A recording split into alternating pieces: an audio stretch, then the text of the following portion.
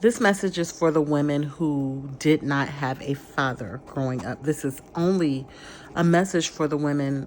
I can't say it's only for the women who didn't have a father, but for those women who also had fathers that were not good. You've never been fatherless. So there was this exercise that I've been wanting to do, and I wish I could remember the person whose page I saw it on, but I was just scrolling through social media one day, and she was saying how she got healed from her father wounds. Now, if you know me, like back in 2015, I asked God to teach me how to be a daughter because I grew up without a father or a mother.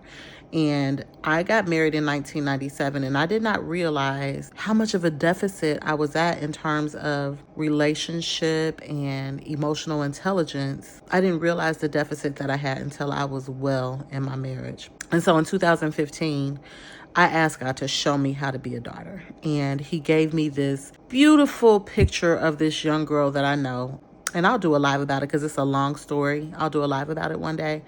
But in that, he showed me this little girl at a stage. She was adopted from overseas. So initially, she was almost rabid. She didn't trust anybody. And then she grew into this young lady who got more and more comfortable. And now she's basically like a spoiled kid. She's one of my favorite human beings.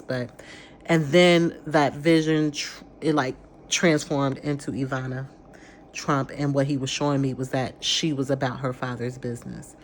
But this exercise that this lady did, she said, I wrote out everything that my father would be, and she read it. And so I decided to do that exercise, and I actually just did it earlier today. I've been putting it out for a couple of weeks just because life, busy, wife, husband, wife, children, trips, all these trips, packing and unpacking is not always easy.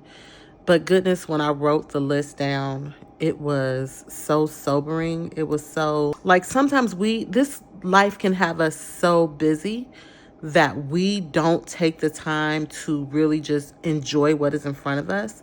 Sometimes we don't even notice it until you've heard that saying, sit back and smell the roses. Sometimes you got to give yourself a chance to smell the roses, because when you do that, you are going to notice. If you're anything like me, you're going to notice that you've always had a father. I'm going to do the same thing for a mother too, right? Because I didn't have one of those. And for much, my mother didn't come back into my life until I was 17 years old, really almost 18 years old. So yeah, that's just something to think about. I encourage you to do it. It's kind of a healing exercise. I love you, and there's nothing you can do about it.